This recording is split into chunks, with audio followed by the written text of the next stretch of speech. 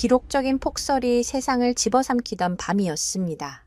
마치 하늘에 구멍이라도 뚫린 듯 굵은 눈발이 쉴 새 없이 쏟아져 내렸고 강원도의 한적한 시골 마을은 순식간에 하얀 침묵 속에 잠겼습니다.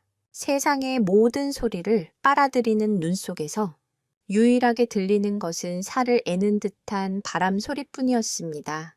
바로 이 순간 한 시골 파출소의 유리문 앞에서 벌어질 가슴 아픈 대치와 그 뒤에 숨겨진 충격적인 반전, 그리고 말 못하는 짐승의 위대한 충성심이 빚어낸 기적 같은 이야기가 시작됩니다. 3마리의 진돗개가 눈보라를 뚫고 파출소 문을 두드렸을 때 아무도 그들의 방문이 한 노인의 생명과 탐욕의 눈먼 자의 추악한 진실을 밝혀낼 거대한 서막이 될 줄은 몰랐습니다. 이 이야기는 단순한 동물의 구조 요청이 아닙니다. 인간의 양심을 향한 간절한 호소이자 가장 추운 날 가장 뜨겁게 타오른 생명의 불꽃에 대한 기록입니다. 야, 그럼 편안히 앉으시기 전에 잠시 시간을 내어 유산을 따라서 채널을 구독하고 영상에 좋아요를 눌러주시면 감사하겠습니다. 이제부터 차근차근 설명해 드리겠습니다. 강원도에서도 외곽에 위치한 작은 마을의 파출소 김민준 경장은 따뜻한 난로 앞에서 멍하니 창밖을 바라보고 있었다. 서울 관격수사대에서 화려한 경력을 꿈꾸던 그에게 이곳으로의 발령은 좌천이나 다름없었다. 하루 종일 소절도 신고나 노인들의 말벗이 되어주는 것이 업무의 전부인 이곳에서 그의 젊음과 야망은 서서히 녹슬어 가고 있었다. 진장, 이 눈은 그칠 생각도 없나? 그는 혼잣말을 내뱉으며 컵라면에 뜨거운 물을 부었다. 그 순간이었다. 파출소의 낡은 유리문 너머로 눈보라 속에서 흐릿한 형체의 세계가 어른거렸다. 처음에는 그저 바람에 날리는 비닐이나 눈더미라고 생각했다. 하지만 형체는 점점 더 선명해졌고 이내 그것이 동물의 형상이라는 것을 깨달았다. 그것도 한 마리가 아닌 3마리였다. 그들은 마치 훈련받은 군인들처럼 일사불란하게 움직여 파출소 정문 바로 앞까지 다가왔다. 눈보라가 잠시 잦아든 틈으로 드러난 그들의 모습은 놀라웠다. 온몸이 하얀 눈과 얼음으로 뒤덮여 있었지만 늠름한 체구와 굳건한 기세는 한눈에 봐도 평범한 들개가 아님을 말해주고 있었다. 윤기 나는 황백색 털을 가진 대한민국 천연기념물 55, 바로 진돗개였다. 가장 앞선 수컷은 무리의 우두머리인 듯 다른 2마리를 뒤에 세운 채 미동도 없이 파출소 안을 뚫어져라 응시했다. 그 뒤에는 조금 더 작은 암컷과 아직 앳된 티가 나는 어린 수컷이 바짝 붙어 있었다. 그들의 모습은 마치 무언가로부터 필사적으로 도망쳐온 피난민 같기도 했고 중대한 임무를 띈 사절단 같기도 했다. 김민준 경장은 인상을 찌푸렸다. 아, 귀찮게 됐네. 이 날씨에 웬 개들이야. 추위와 배고픔을 피해 온 동네 개들이겠거니 그는 대수롭지 않게 여겼다. 이런 폭설에는 동물보호센터도 출동할 수 없으니 아침까지는 저렇게 두는 수밖에 없다고 생각했다. 그는 자리에서 일어나 개들을 쫓아낼 생각으로 문 쪽으로 다가갔다. 이리 와서 좋을 거 없어. 어서 가! 그가 유리문을 살짝 열고 손을 휘휘 내저었다. 매서운 칼바람이 파출소 안으로 훅 밀려 들어왔다. 보통의 개들이라면 위협적인 손짓과 고함에 꽁지를 내리고 도망쳤을 것이다. 하지만 3마리의 진돗개는 꿈쩍도 하지 않았다. 오히려 우두머리 수컷이 한 발자국 앞으로 다가섰다. 그리고는 김 경장의 눈을 똑바로 쳐다보았다. 그 눈빛은 단순한 동물의 눈빛이 아니었다. 그 안에는 원망과 간절함, 그리고 무언가를 설명하려는 듯한 지성이 번뜩이고 있었다. 수컷은 공격적으로 짖는 대신 코로 차가운 유리문을 툭툭 밀기 시작했다. 마치 문을 열어달라고 안으로 들여보내 달라고 시위하는 듯 했다. 김 경장이 어이없다는 듯 헛웃음을 치며 문을 닫으려 하자 걔는 더욱 필사적으로 문을 밀었다. 그러더니 갑자기 짧게 왕, 왕, 왕 3번을 짓고 잠시 쉰 뒤 다시 왕, 왕, 왕 더 하고 짓는 것이 아닌가. 그것은 무의미한 소음이 아니었다. 명백한 의지를 가진 일정한 패턴의 신호였다. 김 경장은 순간 소름이 돋았다. 진돗개가 영리하고 충성스럽다는 이야기는 귀에 못이 박히도록 들었다. 심지어 진돗개 중에서도 특히 뛰어난 개체들은 군견이나 경찰견으로 훈련받기도 한다는 사실을 알고 있었다. 하지만 눈앞의 이 광경은 그의 상식을 뛰어넘는 것이었다. 그가 망설이는 사이 우두머리 개는 더욱 놀라운 행동을 보였다. 김 경장이 다시 문을 닫으려고 힘을 주자 이번에는 자신의 앞발을 문틈으로 쑥 밀어 넣었다. 닫히는 문에 발이 끼일 수도 있는 위험한 행동이었지만 걔는 조금도 물러서지 않았다. 굳건한 의지로 문이 닫히는 것을 막아선 것이다. 그러고는 고개를 돌려 자신이 달려온 어두운 눈보라 속을 향해 길고 처절한 하울링을 터뜨렸다. 그 울음소리는 파출소 주변의 정막을 갈랐고 듣는 이의 심장을 시리게 만들었다. 울음을 그친 걔는 다시 김 경장을 바라보았다. 그 젖은 눈동자가 절박하게 외치고 있었다. 우리는 추위를 피하러 온 것이 아니라고. 우리가 온 길, 저 어둠 속에 당신이 꼭 봐야만 하는 것이 있다고. 김 경장은 자신도 모르게 마른 침을 삼켰다. 이 개들은 단순한 길 잃은 짐승이 아니었다. 그들은 분명한 목적을 가지고 이곳 경찰서를 찾아온 것이다. 과연 저 눈보라 너머에는 무엇이 있기에 이 영리한 짐승들이 목숨을 걸고 이 먼 길을 달려온 것일까? 그의 마음속에 차가운 의심과 함께 뜨거운 호기심이 피어오르기 시작했다. 김민준 경장의 머릿속은 혼란으로 가득 찼다. 이성적으로는 그저 영리한 개들의 우연한 행동일 뿐이라고 스스로를 타이르려 했지만 문틈을 막아선 개의 단호한 앞발과 절박한 눈빛은 그의 가슴을 무겁게 짓눌렀다. 그때 파출소 안쪽에서 굵직한 목소리가 들려왔다. 김순경, 무슨 소란이야? 문은 왜 열어놓고 있어? 추워 죽겠네. 컵라면을 들고 나타난 사람은 이 파출소의 터줏대감이자 베테랑 경찰인 박서진 경사였다. 나이는 쉰을 바라보고 있었지만 여전히 다부진 체격과 날카로운 눈빛을 가진 그는 평생을 강력계에서 보낸 베테랑 형사 출신이었다. 복잡한 도시 생활의 염증을 느끼고 고향인 이곳으로 자원에 내려온 지 5년째였다. 박 경사님, 웬 개 3마리가 와서 김 경장이 곤혹스러운 표정으로 문 쪽을 가리켰다. 박 경사는 컵라면을 책상에 내려놓고는 미간을 찌푸리며 다가왔다. 개, 이 눈볼의 웬 개? 그는 김 경장과는 달랐다. 도시의 삭막함 대신 자연의 순리를 몸으로 겪으며 살아온 그는 동물들의 예기치 않은 행동이 종종 인간에게 중요한 신호가 될 수 있음을 경험으로 알고 있었다. 그는 김 경장을 옆으로 비키게 하고는 직접 문틈으로 녀석들을 살폈다. 그의 노련한 눈은 단번에 개들의 상태가 심상치 않음을 간파했다. 탈진한 기색이 역력했고 온몸은 얼어붙었지만 눈빛만은 형형하게 살아있었다. 다흑히 문을 막아선 우두머리 수컷의 눈에서는 김 경장이 읽어냈던 것보다 더 깊은 절박함과 사명감 같은 것마저 느껴졌다. 이놈들, 보통 놈들이 아닌데 박 형사가 나직이 읊조렸다. 그는 젊은 시절 시골 마을에서 진돗개와 함께 자란 경험이 있었다. 진돗개는 한번 주인을 정하면 그 충성심이 목숨을 다할 때까지 이어진다는 것을 잘 알았다. 그들은 결코 이유 없이 주인의 곁을 떠나지 않는다. 더군다나 이렇게 3마리가 함께 마치 무언가에 쫓기거나 무언가를 알리려는 듯한 모습으로 경찰서까지 찾아온 것은 절대 평범한 일이 아니었다. 박 경사는 문을 조금 더 열었다. 그러자 우두머리 개가 기다렸다는 듯 안으로 고개를 들이밀었다.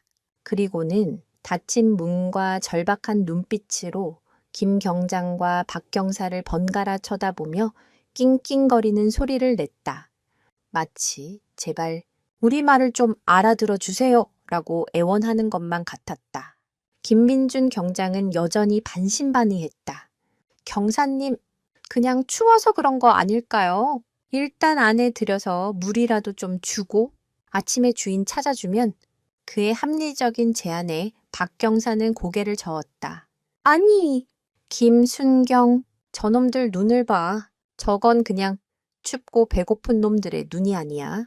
무언가 큰일이 벌어졌다는 신호야. 박 경사는 조심스럽게 몸을 낮춰 우두머리 개와 눈높이를 맞췄다. 개는 경계심을 보이면서도 그의 시선을 피하지 않았다. 박 경사는 천천히 손을 뻗어 개의 머리를 쓰다듬으려 했다. 하지만 개는 고개를 살짝 피하며 그의 손길을 거부했다. 대신 자신의 목덜미를 박 경사의 손에 비비며 무언가를 확인해달라는 듯한 행동을 취했다. 그 순간 박 경사의 날카로운 눈에 무언가 이상한 점이 포착되었다. 개의 목에는 낡은 가죽 목줄이 채워져 있었는데 그 목줄 한쪽에 무언가 붉은 것이 묶여 있었다. 자세히 보니 그것은 조악하게 찢어진 붉은색 천 조각이었다. 그리고 그 천 조각에는 검붉은 얼룩이 묻어 있었다. 눈과 얼음 때문에 처음에는 잘 보이지 않았지만 파출소의 밝은 불빛 아래서 그 정체는 명확해졌다. 그것은 바로 피였다. 누군가의 피가 묻은 천 조각. 그 천 조각은 마치 조난 신호처럼 개의 목줄에 단단히 묶여 있었다. 박 경사의 얼굴에서 순식간에 온화함이 사라지고 수십 년간 범죄 현장을 누볐던 형사의 날카로운 감이 온몸의 신경을 곤두세웠다. 박 경사는 더 이상 망설이지 않았다. 그는 문을 활짝 열고 개들을 안으로 들어오게 했다. 세 마리의 개는 잠시 머뭇거리더니 이내에 박 경사의 의도를 알아차린 듯 조심스럽게 파출소 안으로 들어왔다. 따뜻한 공기에 몸을 녹일 법도 한데 녀석들은 난로 근처에는 가지도 않고 다시 문 쪽으로 바깥의 눈보라를 향해 짖기 시작했다. 어서 우리를 따라오라고. 시간이 없다고 재촉하는 듯했다. 김민준 경장은 그제야 사태의 심각성을 깨달았다. 그의 눈앞에 있는 것은 더 이상 귀찮은 유기견이 아니었다. 그들은 피 묻은 증거를 목에 매달고 온 사건의 유일한 목격자이자 신고자였다. 과연 저 붉은 천 조각에 묻은 피는 누구의 것이며 개들은 어떤 끔찍한 현장을 떠나 이곳까지 달려온 것일까? 시골 파출소의 고요한 밤은 붉은 천 조각의 등장과 함께 순식간에 차갑고 긴박한 미스터리의 현장으로 변해가고 있었다. 박서진 경사의 표정은 얼음장처럼 차갑게 굳어 있었다. 그는 조심스럽게 우두머리 개의 목줄에서 붉은 천 조각을 풀어냈다. 파출소의 환한 형광등 아래 천 조각의 실체는 더욱 명확하게 드러났다. 그것은 오래된 내복의 일부처럼 보였고 천에 스며든 피는 이미 얼어붙어 검붉은 색을 띠고 있었다. 양으로 보아 결코 가벼운 상처에서 나온 피가 아니었다. 김민준 경장은 옆에서 그 광경을 지켜보며 숨을 죽였다. 조금 전까지 품었던 회의감은 온데간데 없이 사라지고 대신 불길한 예감이 심장을 죄어왔다. 박 형사님, 이거 아무래도 그의 목소리가 떨려 나왔다. 박 경사는 대답 대신 날카로운 눈으로 천 조각을 살폈다. 천에 찢어진 단면은 칼에 베인 듯 매끄럽지 않고 무언가에 걸려 힘으로 찢긴 것처럼 거칠었다. 그는 천 조각에서 코를 떼지 않고 냄새를 맡았다. 희미하게 피비린내와 함께 오래된 나무와 흙 냄새, 그리고 무언가 약초 같은 냄새가 섞여 있었다. 이것은 도시의 범죄 현장에서 나는 냄새와는 전혀 다른 깊은 산속의 냄새였다. 이 개들 산에서 왔어. 박 경사관 확신에 찬 목소리로 말했다. 그의 시선은 파출소 뒤편으로 웅장하게 펼쳐진 눈 덮인 태백산맥의 한 줄기를 향했다. 이 지역 주민들 사이에서는 호랑이 등이라 불리는 험준한 산세였다. 그는 즉시 파출소 상황판에 붙어있는 관내 독거노인 현황표로 걸어갔다. 그의 손가락이 몇몇 이름을 훑어내리다가 한 곳에서 멈췄다. 괴문식 72세, 호랑이 등 중턱 외딴집 거주. 최만식 할아버지는 마을과도 한참 떨어진 산속 오두막에서 약초를 캐고 진돗가의 3마리와 함께 사는 것으로 유명한 노인이었다. 평생을 산과 함께 살아온 고집 센 노인이라. 마을 이장이 몇 번이나 겨울에는 마을 회관으로 내려오라고 권했지만 번번이 거절했다고 했다. 박 경사는 작년 가을 순찰을 돌다 우연히 최 노인을 만난 적이 있었다. 그는 허름한 차림이었지만 눈빛만은 호랑이처럼 살아있었고 자신의 개들을 내 새끼들이라 부르며 끔찍이 아끼던 모습이 선명하게 떠올랐다. 노인이 입고 있던 낡은 붉은색 내복도 어렴풋이 기억났다. 김순경, 최만식 할아버지 댁에 연락해봐. 당장. 박 경사의 불호령에 김민준 경장은 황급히 전화기를 들었다. 하지만 수화기에서는 아무런 신호음도 들리지 않았다. 폭설로 인해 이미 전화선이 끊긴 모양이었다. 연락이 안 됩니다. 김 경장의 보고에 박 경사의 얼굴은 더욱 굳어졌다. 최악의 시나리오가 머릿속을 스쳤다.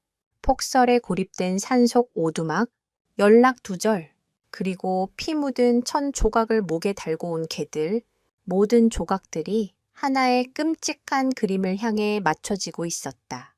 우두머리 개는 박 경사의 심각한 분위기를 감지라도 한 듯 그의 바짓가랑이를 물고 현관문 쪽으로 끌어당기기 시작했다.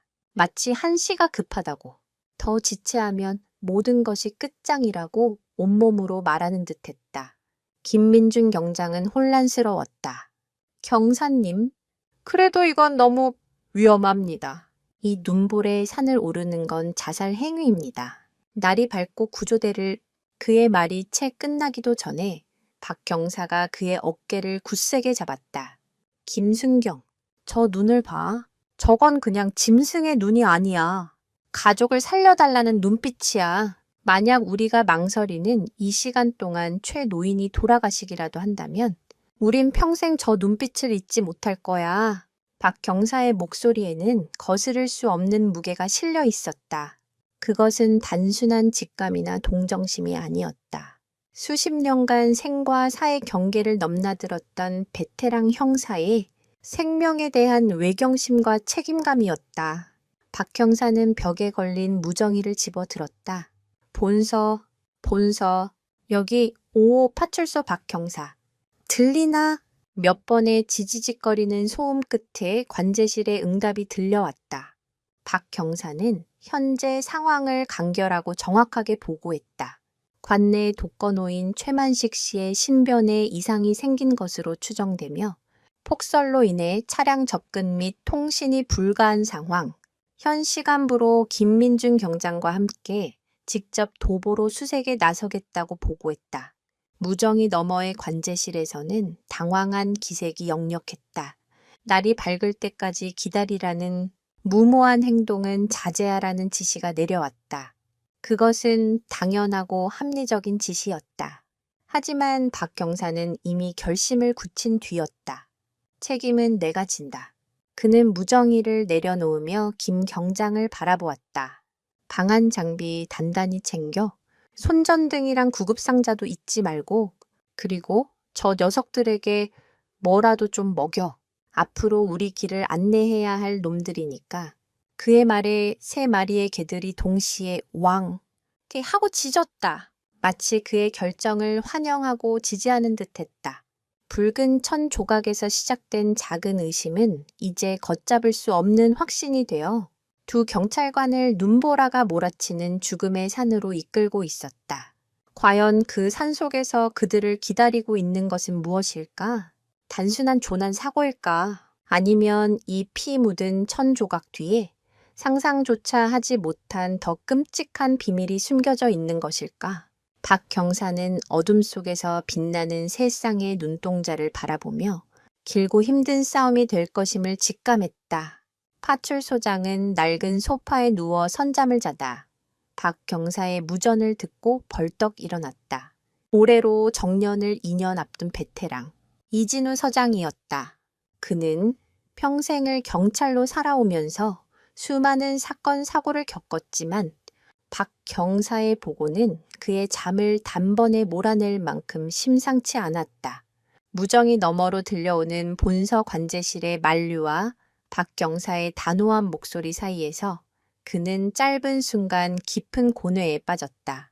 규정대로라면 악천후 속 무리한 수색은 금지되어야 마땅했다. 만약 수색에 나선 대원들에게 사고라도 생긴다면 모든 책임은 현장 지휘관인 자신에게 돌아올 터였다. 합리적으로 생각하면 날이 밝기를 기다리는 것이 정답이었다. 하지만 이진우 서장은 책상 위에 놓인 낡은 흑백 사진을 물끄러미 바라보았다. 30년 전 신입 순경 시절에 찍은 사진이었다. 그때도 기록적인 폭우가 쏟아지던 여름밤, 실종된 아이를 찾기 위해 상부의 명령을 어기고 빛 속으로 뛰어들었던 젊은 날의 자신이 사진 속에 있었다. 그때 아이를 찾아내지 못했다면 규정을 지켰다는 안도감보다 평생의 후회가 더 크게 남았을 것이라는 사실을 그는 잘 알고 있었다. 경찰 제복의 무게는 규정을 지키는 것만큼이나 때로는 규정을 넘어 생명을 구해야 하는 책임감으로 무거워지는 법이었다. 이 서장은 박 경사를 믿었다. 그가 평생을 현장에서 다져온 감이라는 것을 무시할 수 없었다. 그것은 데이터와 통계로는 설명할 수 없는 생명의 위급함을 감지하는 특별한 능력이었다. 이 서장은 자리에서 일어나 창밖을 보았다. 한 치 앞도 보이지 않는 눈보라는 마치 거대한 장벽처럼 마을을 고립시키고 있었다. 그는 다시 무정이를 잡았다. 그의 입에서 나온 말은 파출소의 모든 공기를 바꾸어 놓았다. 본서, 여기는 오 파출소장, 박 경사팀의 현장 판단을 존중한다. 수색을 허가한다. 단 30분 간격으로 위치 및 상황 보고할 것, 추가 지원이 필요하다고 판단되면 즉시 연락해라. 이상 그의 결정은 단순한 허가가 아니었다.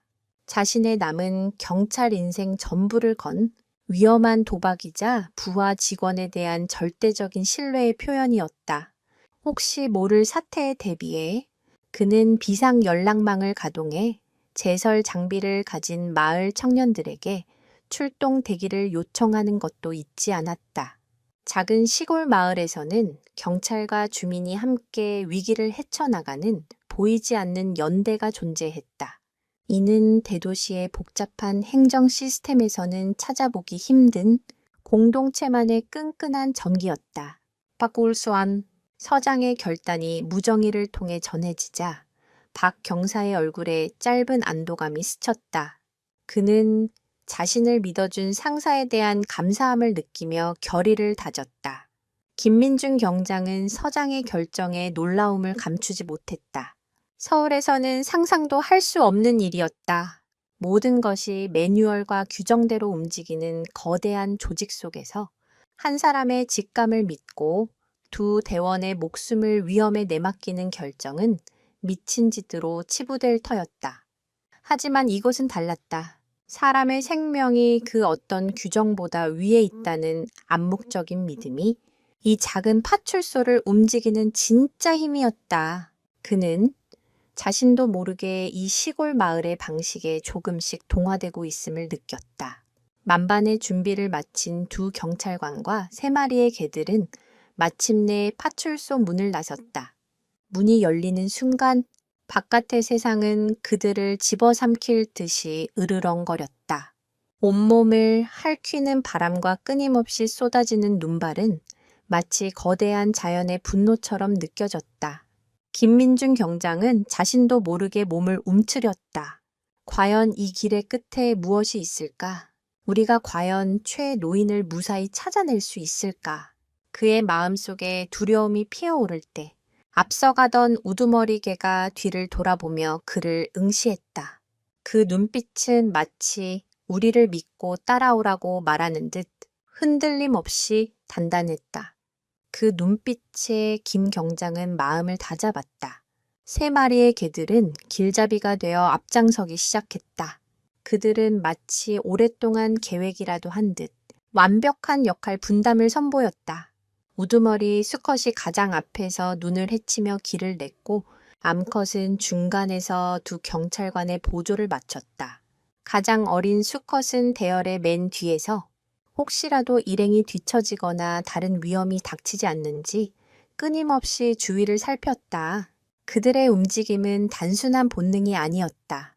명백한 지성과 목적의식을 가진 훈련된 수색팀의 모습이었다.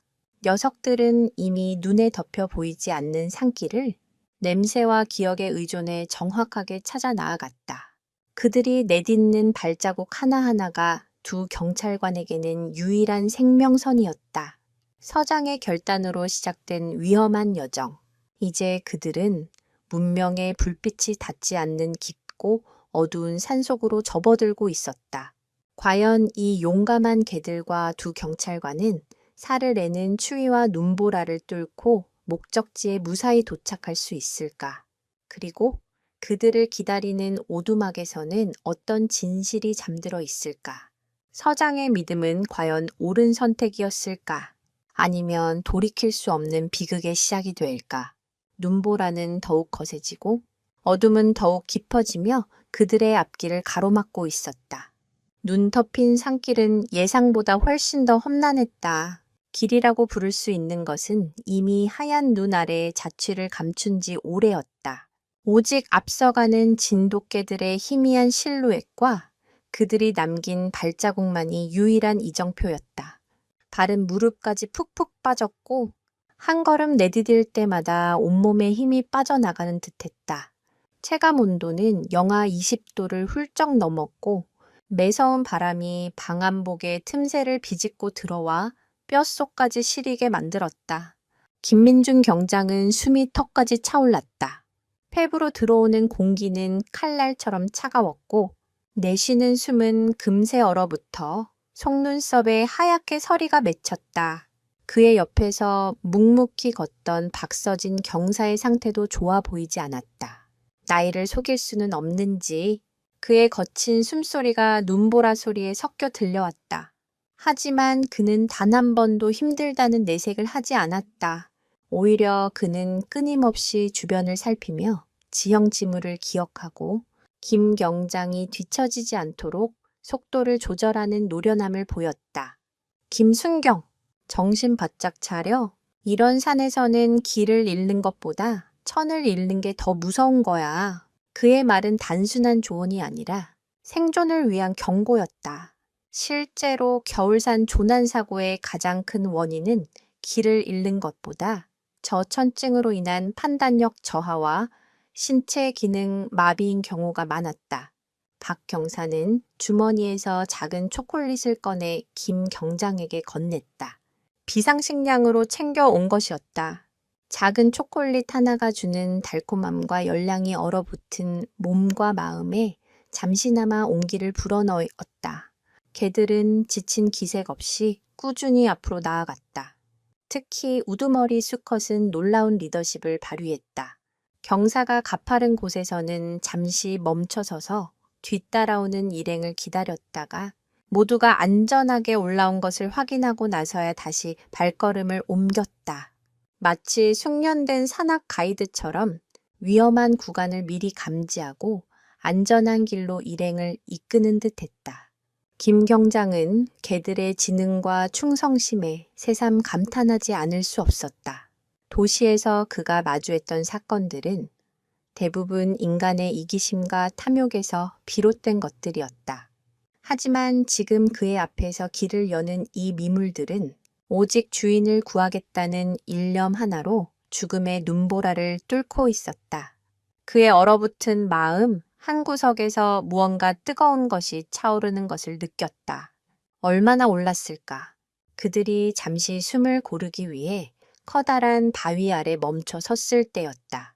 김민준 경장의 손전등 불빛이 우연히 바위 표면에 새겨진 낡은 글씨를 비췄다. 민준아, 여기서 기다려. 아빠 금방 올게. 순간 김 경장은 숨을 쉴 수가 없었다. 그의 머릿속 깊은 곳에 봉인해 두었던 끔찍한 기억의 파편들이 눈보라처럼 휘몰아쳤다. 20년 전 겨울, 바로 이 산이었다. 어린 시절 그는 아버지와 함께 이 산의 버섯을 따라왔다가 길을 잃었다. 아버지는 그를 이 바위 아래에 있으라고 말한 뒤 길을 찾으러 홀로 떠났다. 하지만 아버지는 돌아오지 않았다. 며칠 뒤 아버지는 이 바위에서 멀지 않은 계곡에서 저천증으로 싸늘한 시신으로 발견되었다. 그날 이후 김 경장에게 산은 공포와 원망의 대상이었다. 아버지를 잃은 슬픔은 곧 아버지에 대한 분노로 변했다. 왜 그토록 무모하게 산에 올랐는지, 왜 자신을 혼자 남겨두었는지 이해할 수 없었다. 경찰이 되겠다고 결심한 것도 어쩌면 아버지처럼 무모하고 무책임한 사람들로부터 다른 이들을 지키고 싶다는 뒤틀린 보상심리 때문이었을지도 모른다. 그가 서울의 화려한 강력계만을 고집했던 이유, 그리고 이 시골 마을로 좌천되었을 때 그토록 절망했던 이유의 근원이 바로 이 산에, 이 바위에 있었다. 그는 아버지를 앗아간 이 산으로부터 평생을 도망쳐왔던 것이다. 김순경, 괜찮아. 박 경사가 그의 창백한 얼굴을 보고 걱정스럽게 물었다. 김 경장은 고개를 가로저었다. 아닙니다. 아무것도. 하지만 그의 목소리는 심하게 떨리고 있었다. 과거의 트라우마가 그의 발목을 붙잡았다. 한 걸음도 더 나아갈 수 없을 것 같았다. 포기하고 싶었다. 이 지긋지긋한 산에서 벗어나고 싶었다. 바로 그때 그의 뺨에 따뜻하고 축축한 것이 닿았다. 뒤에서 그를 지켜보던 암컷 진돗개가 다가와 그의 얼굴을 핥고 있었다. 개의 따뜻한 혀가 그의 얼어붙은 뺨을 녹였다. 그리고 그 까만 눈동자가 그를 가만히 들여다보았다. 그 눈빛에는 어떤 꾸짖음도 재촉도 없었다. 그저 깊은 위로와 공감이 담겨 있을 뿐이었다. 나도 알아. 네가 얼마나 두렵고 힘든지. 하지만 우린 가야만 해. 우리에겐 기다리는 가족이 있어.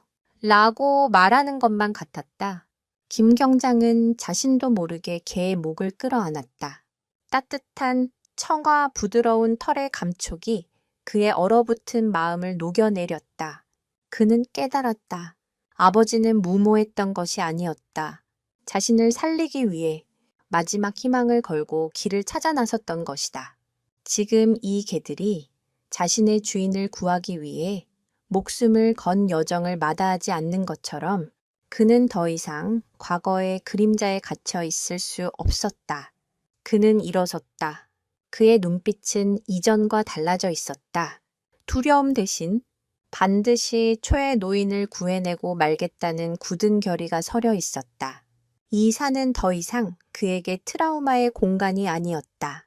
이제는 그가 누군가를 구해야 할 극복의 공간이 되어야만 했다. 과연 그는 과거의 상처를 딛고 이 험난한 여정을 계속할 수 있을까? 그리고 그를 기다리는 운명은 그의 아버지가 맞았던 비극과 다른 모습일 수 있을까? 과거의 상처를 정면으로 마주한 김민준 경장의 발걸음은 이전보다 훨씬 더 단단하고 묵직해졌다. 더 이상 그는 서울로 돌아갈 날만 손꼽아 기다리던 철없는 순경이 아니었다. 아버지가 지키려 했던 아들에서 이제는 누군가의 생명을 지켜야 하는 경찰관으로 다시 태어나는 순간이었다. 그의 변화를 감지한 듯 박서진 경사는 아무것도 묻지 않고 묵묵히 그의 어깨를 두드려 주었다. 때로는 100마디의 위로보다 침묵의 격려가 더 큰 힘이 된다는 것을 그는 알고 있었다. 산행은 계속되었다. 시간은 흐르고 있었지만 세상은 온통 흰색과 검은색뿐이어서 얼마나 시간이 흘렀는지 가늠하기조차 어려웠다. 손목시계의 야광 바늘이 자정을 넘기고 있음을 알렸다. 기온은 더욱 떨어졌고 이제는 눈을 뜨고 있는 것조차 고역이었다. 체력은 바닥을 드러내고 있었고 정신력만으로 간신히 버티고 있었다. 바로 그때 가장 앞에서 길을 열던 우두머리 수컷이 갑자기 걸음을 멈췄다. 그리고는 코를 벌른거리며 허공의 냄새를 맡기 시작했다. 다른 두 마리의 개도 동시에 멈춰서서 주위를 경계했다.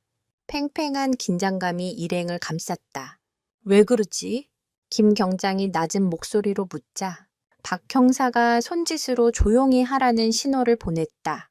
우두머리 개는 잠시 냄새를 맡더니 이내 고개를 들어 희미한 불빛이 새어나오는 방향을 향해 낮게 으르렁거렸다. 물빛. 이 깊은 산속에 웬 불빛이란 말인가? 두 경찰관은 반사적으로 몸을 낮추고 불빛이 보이는 방향을 주시했다. 눈보라 너머로 수백 미터 전방의 언덕 위에 작은 오두막의 형태가 어렴풋이 보였다. 그리고 그 오두막의 창문에서 희미한 등불빛이 새어나오고 있었다. 최만식 노인의 오두막이 분명했다. 안도감보다 더 큰 의문이 그들의 머리를 스쳤다. 최 노인이 무사히 있다면 왜 개들이 그토록 필사적으로 파출소까지 달려갔던 것일까? 그리고 만약 노인에게 무슨 일이 생겼다면 저 불은 누가 켠 것이란 말인가? 개들의 반응도 이상했다. 주인의 집을 발견했다면 반갑게 짖으며 달려가야 정상이건만 녀석들은 오히려 경계심을 늦추지 않고 으르렁거리고 있었다. 마치 오두막 안에 있는 것이 주인이 아니라 위협적인 낯선 존재라고 경고하는 듯했다. 박 경사와 김 경장은 서로의 눈빛을 교환했다. 상황이 단순한 조난사고가 아닐 수도 있다는 불길한 예감이 현실이 되어가고 있었다. 그들은 최대한 소리를 죽인 채 오두막으로 접근했다. 눈을 밟는 뽀드득 소리마저 심장을 울리는 천둥 소리처럼 크게 들렸다. 오두막에 가까워질수록 이상한 점은 더욱 명확해졌다. 오두막 주변은 부자연스러울 정도로 고요했다. 평소 같으면 개 짖는 소리나 장작 패는 소리, 사람의 인기척이 느껴져야 할 터인데 지금은 그 어떤 소리도 들리지 않았다. 오직 바람 소리만이 흉가처럼 스산하게 오두막 주변을 맴돌고 있었다. 고요 속에 잠긴 오두막은 마치 거대한 관처럼 느껴졌다. 오두막 바로 앞까지 다가갔을 때 그들은 더욱 충격적인 광경을 목격했다. 오두막으로 이어지는 길에 눈 위에 찍힌 발자국들이 선명하게 남아 있었다. 발자국은 두 종류였다. 하나는 낡은 장화를 신은 듯한 작은 발자국이었고 다른 하나는 값비싼 등산화를 신은 듯한 크고 깊은 발자국이었다.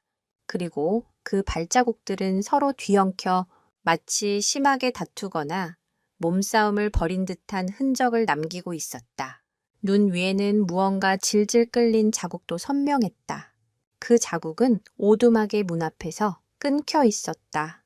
박 경사는 허리춤의 권총에 조심스럽게 손을 가져갔다. 김 경장 역시 삼단봉을 고쳐주었다.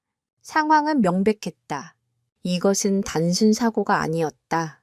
외부 침입의 흔적이 역력했다.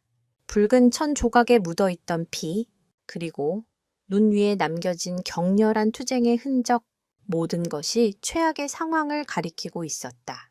개들은 더 이상 으르렁거리지 않았다. 대신 금방이라도 뛰쳐나갈 듯 낮은 자세를 취한 채 오두막 문을 노려보고 있었다. 그들의 충성심은 이제 주인을 지키기 위한 맹렬한 투지로 변해 있었다. 박 경사는 김 경장에게 눈짓을 보냈다. 자신이 정문으로 진입할 테니 김 경장은 창문 쪽으로 돌아가 내부 상황을 살피라는 지시였다.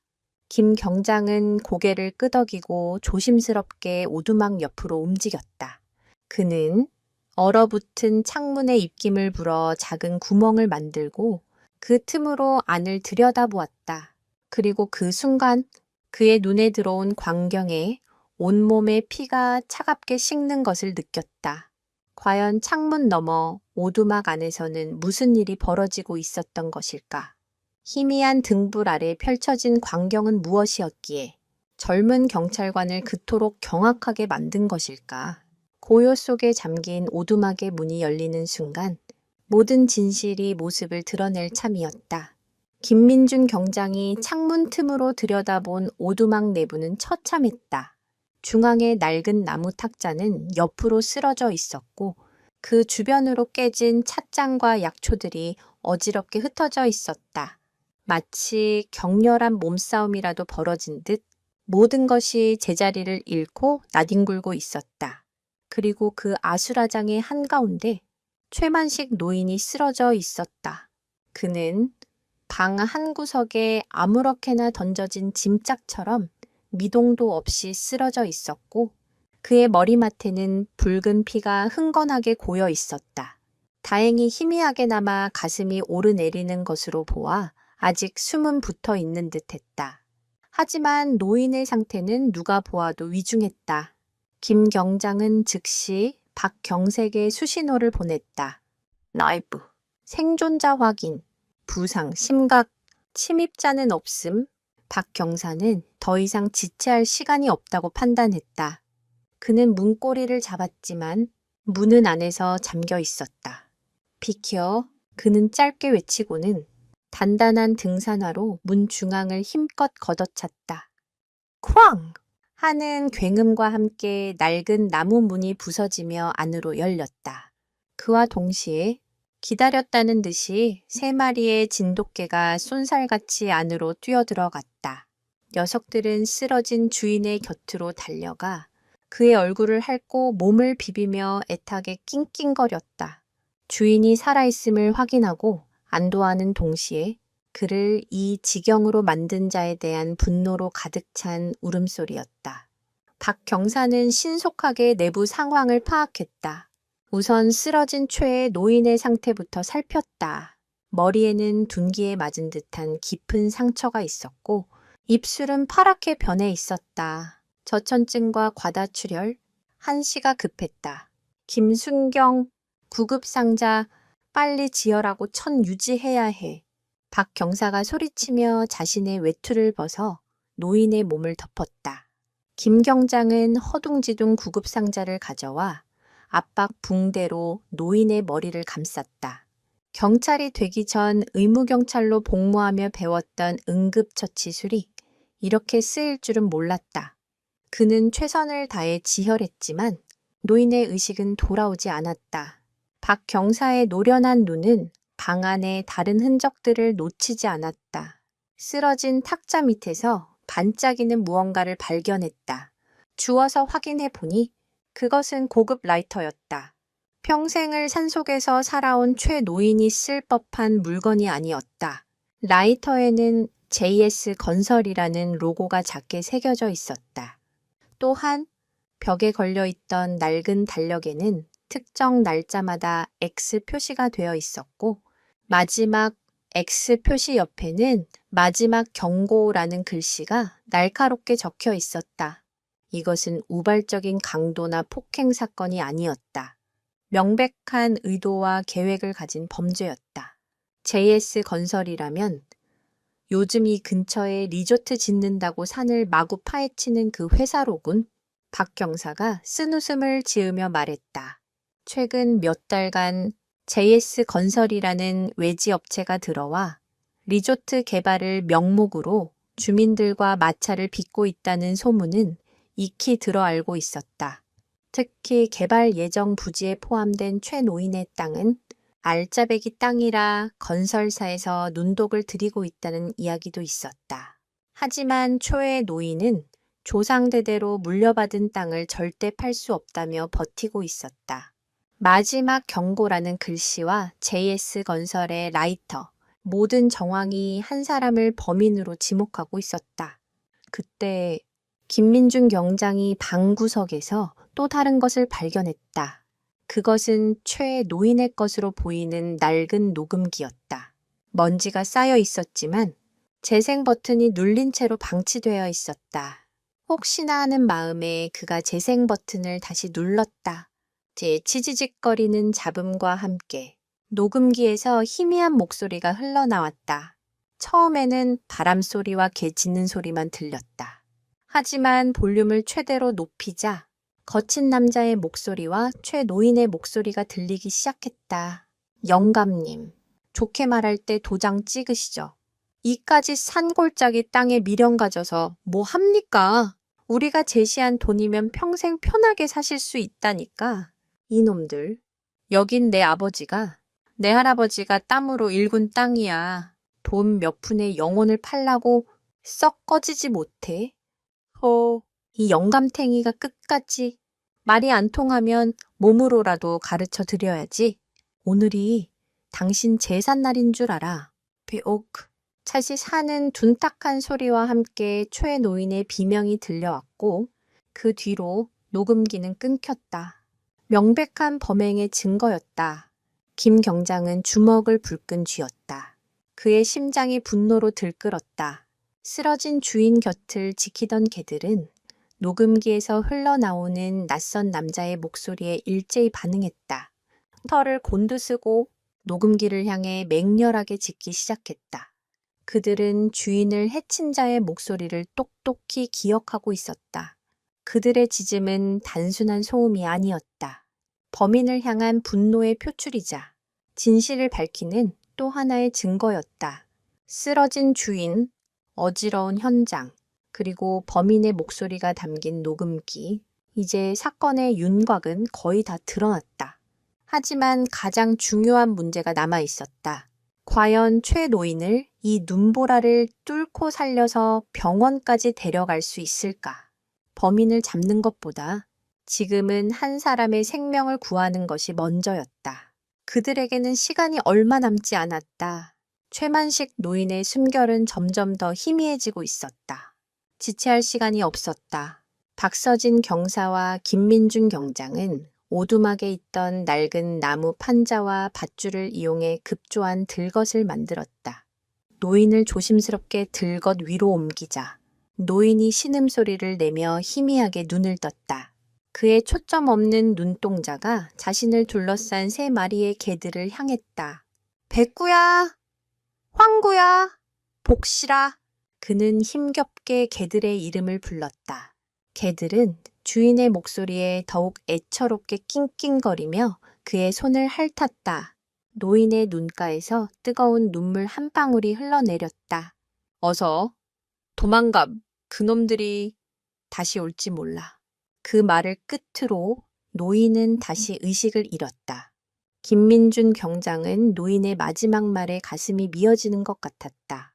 죽음의 문턱에서도 자신보다 개들을 먼저 걱정하는 주인의 마음, 그리고 그 마음을 알기에 목숨을 걸고 주인을 구하러 나선 충견들, 인간과 동물을 넘어선 그들의 깊은 유대감 앞에서 김 경장은 숙연해졌다.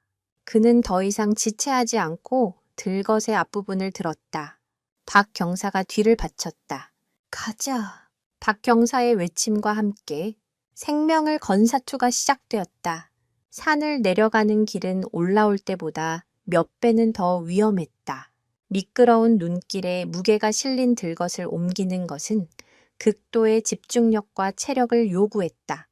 한 번의 실수가 최 노인과 그들 모두의 목숨을 앗아갈 수 있었다.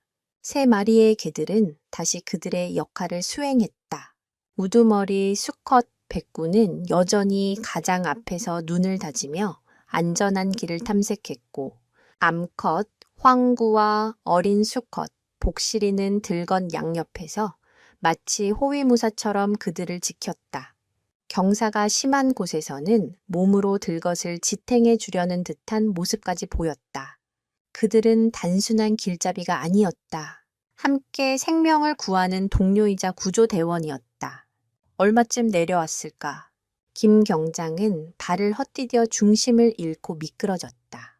들것이 크게 흔들리며 하마터면 최 노인이 굴러떨어질 뻔한 아찔한 순간이었다. 박 경사가 비명을 지르며 간신히 들것을 붙잡았다. 김 경장은 넘어진 채 거친 숨을 몰아쉬었다. 온몸의 힘이 다 빠져나가 더 이상 일어설 수 없을 것 같았다. 죄송합니다.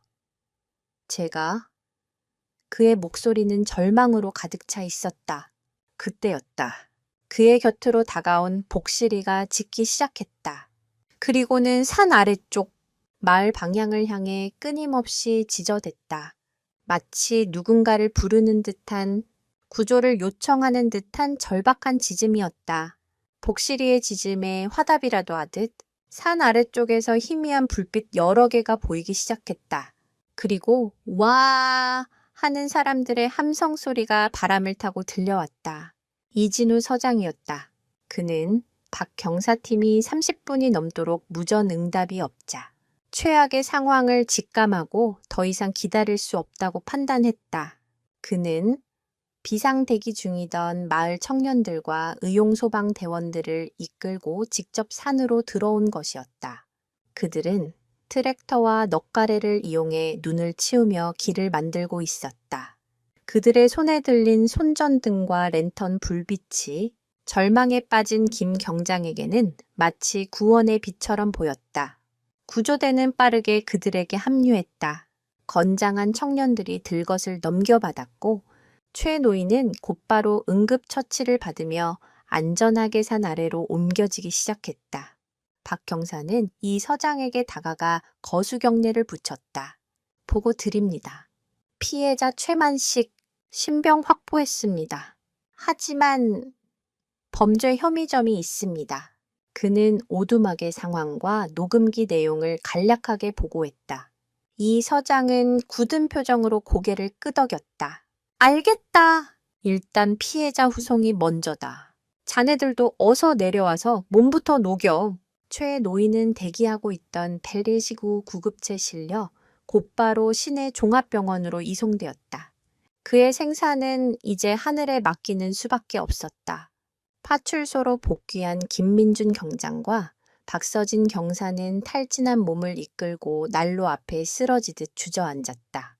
3마리의 개들도 그들 곁에 지친 듯 엎드렸다. 녀석들은 임무를 완수했다는 안도감과 여전히 주인의 생사가 불투명하다는 불안감이 교차하는 듯한 표정이었다. 김 경장은 자신의 옆에 얌전히 엎드린 황구의 머리를 쓰다듬었다. 따뜻한 천이 손바닥을 통해 전해져 왔다. 그는 이 작은 영웅들이 아니었다면 지금쯤 최 노인은 산속에서 차가운 시신으로 발견되었을 것이고 이 사건은 영원히 단순 조난사고로 묻혔을 것이라는 사실을 깨달았다. 잠시 후 병원에서 연락이 왔다. 최 노인은 다행히 고비는 넘겼지만 아직 의식은 회복하지 못하고 있다는 소식이었다. 한숨 돌린 것도 잠시, 이제는 범인을 잡아야 할 시간이었다. 김민준 경장의 눈빛이 다시 날카로워졌다. 과거의 트라우마를 극복한 그의 마음속에는 이제 뜨거운 사명감이 불타오르고 있었다. 과연 그는 이 사건의 진실을 밝히고 죄 없는 노인을 죽음의 문턱까지 몰고 간 범인을 법의 심판대에 세울 수 있을까? 최 노인이 의식을 되찾고 결정적인 증언을 해줄 수 있을까? 생명을 건 사투는 끝났지만 이제 진실을 향한 또 다른 싸움이 시작되려 하고 있었다. 최만식 노인이 병원으로 이송된 후 박서진 경사와 김민준 경장은 잠시의 휴식도 없이 다시 현장으로 돌아갈 준비를 했다. 동이 트기 시작하면서 눈보라는 기적처럼 잦아들었고 세상은 고요한 아침 햇살 아래 눈부신 설경을 드러냈다. 하지만 두 경찰관에게 그 풍경은 아름답지 않았다. 그 눈 아래에는 추악한 범죄의 흔적들이 묻혀 있었다. 이진우 서장은 본서의 지원을 요청해 과학수사팀을 현장으로 급파했다. 이제부터는 감이 아닌 증거로 말해야 하는 시간이었다. 다시 찾은 오두막은 밤사이의 긴박함은 온데간데 없이 섬뜩한 고요함만이 감돌았다. 과학수사팀 요원들이 현장을 통제하고 증거를 수집하는 동안 김민준 경장은 밤사이 그들이 놓쳤을지도 모르는 단서를 찾기 위해 오두막 주변을 샅샅이 훑었다. 그의 눈은 서울에서 수많은 사건 현장을 누볐던 때처럼 날카롭게 빛나고 있었다. 그는 더 이상 시골 파출소의 무기력한 순경이 아니었다. 그의 심장은 다시 뛰기 시작했다. 그는 어젯밤 발견했던 두 종류의 발자국을 다시 살폈다. 최 노인의 것으로 보이는 낡은 장화 발자국과 범인의 것으로 추정되는 고급 등산화 발자국. 범인의 발자국은 보폭이 넓고 눈에 깊게 파인 것으로 보아 건장한 체격의 남성임이 틀림없었다. 김 경장은 발자국을 따라 조심스럽게 이동했다. 발자국은 오두막에서 시작되어 그들이 올라왔던 길과는 다른 더 험하고 깊은 산길로 이어져 있었다.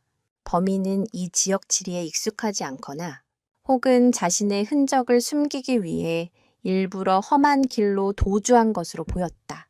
발자국을 따라가던 김 경장의 눈에 무언가 이상한 것이 들어왔다. 눈 밑떨어진 검은색 물체였다. 그는 조심스럽게 다가가 장갑을 낀 손으로 그것을 집어들었다. 그것은 부러진 만년필의 일부였다. 매우 값비싸 보이는 고급 브랜드의 제품이었고 뚜껑 부분에는 K, S, 지라는 이니셜이 금색으로 새겨져 있었다. 범인이 몸싸움을 벌이다가 떨어뜨린 것이 분명했다. 결정적인 증거가 될 수 있었다. 그는 증거물 봉투에 만년필 조각을 조심스럽게 담았다. 또 그때 오두막 안에서 현장 감식을 하던 박 경사가 그를 불렀다. 김순경, 이리 와서 이것 좀 봐. 박 경사가 가리킨 곳은 최 노인이 쓰러져 있던 자리 근처의 벽이었다. 벽에는 낡은 액자가 빗둘게 걸려 있었는데 그 액자 뒤에 벽지가 살짝 뜯어져 있었다. 호기심에 벽지를 조심스럽게 떼어내자 그 안에서 작은 종이 한 장이 나왔다. 그것은 협박 편지였다. 삐뚤빼뚤한 글씨로 이렇게 적혀 있었다. 영감! 이번이 마지막 기회다. 순순히 땅을 넘기지 않으면 당신 개들부터 하나씩 묻어버릴 줄 알아. 다음은 당신 차례야. 편지 내용은 조악했지만 그 안에 담긴 악의는 섬뜩할 정도로 노골적이었다. 이런 비열한 놈들, 김 경장은 치를 떨었다. 힘없는 노인에게.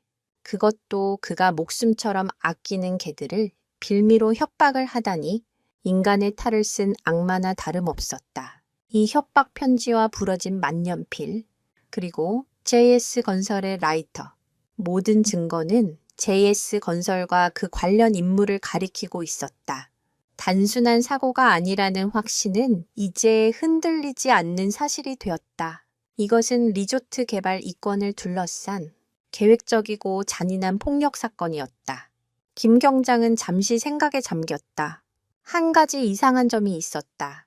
범인은 왜 굳이 이런 기록적인 폭설이 쏟아지는 날 최 노인을 찾아왔을까? 날씨가 맑은 날에도 얼마든지 범행을 저지를 수 있었을 텐데 말이다. 어쩌면 범인은 이 폭설을 이용하려 했던 것일지도 모른다. 폭설로 노인이 산속에서 조난당해 사망한 것처럼 위장하려 했던 것은 아닐까. 그렇게 되면 모든 것은 단순 사고로 종결될 테고 자신의 범행은 완벽하게 묻힐 것이라고 계산했을 것이다. 하지만 그는 예상치 못한 변수를 계산에 넣지 못했다. 바로 초의 노인의 목숨보다 더 충성스러운 3마리의 진돗개들이었다. 범인의 완벽한 계획은 말 못하는 짐승들의 위대한 사랑과 용기 앞에서 처참하게 무너져 내린 것이다. 김 경장은 다시 한번 개들이 대단하게 느껴졌다. 그들은 단순히 주인을 구한 것뿐만 아니라 하마터면 영원히 묻힐 뻔했던 추악한 범죄의 진실을 세상 밖으로 끌어낸 위대한 증인이었다. 이제 남은 것은 모든 증거를 가지고 범인의 심장을 겨누는 일뿐이었다. 그는 수사를 통해 알게 된 흥미로운 사실 하나를 떠올렸다. 진돗개는 다른 개 품종에 비해 귀소 본능이 유독 강한데 이는 그들의 뇌에서 방향과 위치를 인지하는 해마상 돌기가 유달리 발달했기 때문이라는 연구 결과가 있었다. 녀석들의 놀라운 여정은 단순한 충성심을 넘어선 과학적인 근거를 가진 능력이었던 셈이다. 과연 이 모든 증거를 가지고 범인의 정체를 밝혀낼 수 있을까? 그리고 의식불명 상태인 최 노인은 이 진실의 싸움에 어떤 역할을 하게 될까? 수사의 칼날은 이제 막 그 예리한 날을 드러내기 시작했다. 병원 중환자실, 최만식 노인은 여전히 의식의 심연에서 헤매고 있었다. 생명 유지 장치가 내는 규칙적인 기계 음만이 그가 아직 살아있음을 알리고 있었다. 박서진 경사와 김민준 경장은 교대로 병실 앞을 지키며 노인이 깨어나기만을 애타게 기다렸다. 그가 깨어나 범인을 지목하는 것이 사건 해결의 가장 확실한 길이었기 때문이다. 하지만 시간은 더디게 흘러갔고 노인의 상태는 좀처럼 호전될 기미를 보이지 않았다. 김민준 경장은 초조한 마음으로 수사 서류를 뒤적였다. JS건설과 대표이사인 강성진에 대한 조사는 이미 시작되었다. 강성진은 단기간에 회사를 키워낸 업계에서는 입지전적인 인물로 알려져 있었다. 하지만 그 이면에는 부동산 투기와 용역 깡패를 동원한 강제 철거 등 온갖 불법적인 소문이 꼬리표처럼 따라다니는 인물이기도 했다.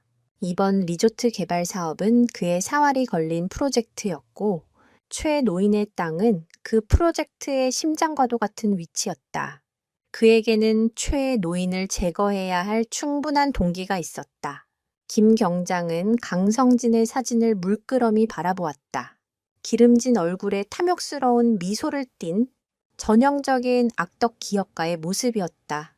하지만 그의 눈빛 어딘가가 낯이 익었다. 마치 오래전에 어디선가 본 듯한 기시감이 들었다. 그는 기억을 더듬었지만 좀처럼 떠오르지 않았다. 김순경, 교대할 시간이야. 가서 눈 좀 붙여. 박 경사의 말에 그는 생각의 실타래를 잠시 접어두었다. 그날 밤 김 경장은 파출소 숙직실에서 뒤척이다가 힘겹게 잠이 들었다. 그리고 그는 악몽을 꾸었다. 20년 전 아버지를 잃었던 그날의 산이 아니었다. 그가 서울 관격수사대에 있던 시절 야심차게 맡았던 한 재개발 비리 사건의 현장이었다. 당시 그는 비리를 주도한 건설사 대표의 턱 밑까지 추격했지만 결정적인 증거를 확보하지 못해 결국 그를 놓치고 말았다. 힘없는 철거민들의 눈물과 분노 앞에서 그는 아무것도 할 수 없다는 무력감에 시달려야 했다. 그 사건은 그의 경찰 인생에서 가장 큰 오점이자 트라우마로 남아 있었다. 그리고 그를 좌천시킨 결정적인 계기가 되기도 했다. 꿈속에서 당시 증거 불충분으로 풀려나며 자신을 비웃던 건설사 대표의 얼굴이 흐릿하게 떠올랐다. 바로 그때 병원에서 급한 연락이 왔다. 최 노인이 잠시 의식을 찾았다는 것이었다. 김 경장과 박 경사는 한달음에 병원으로 달려갔다. 중환자실, 최 노인은 산소호흡기에 의지한 채 힘겹게 눈을 뜨고 있었다.